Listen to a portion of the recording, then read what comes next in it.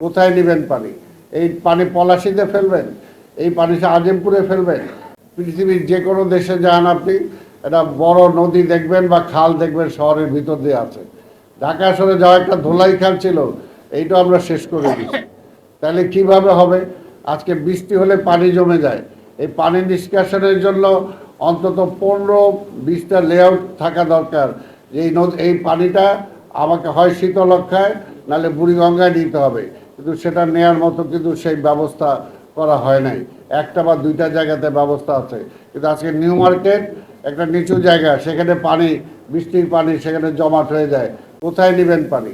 এই পানি পলাশিতে ফেলবেন, এই পানি আজিমপুরে ফেলবেন। আজকে তো সেই ব্যবস্থা নাই।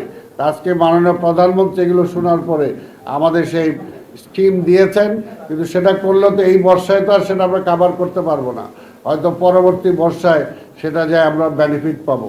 এই জন্যই যে অপরিকল্পিতভাবে ঢাকা শহরে যে আমরা গড়ে তুলেছি, এই ঢাকা শহর পাকিস্তান আমলে কয় লাখ লোকের জন্য করা হয়েছিল। আজকে ঢাকার দক্ষিণ যদি বলি, এটা তো পুরনো ঢাকা।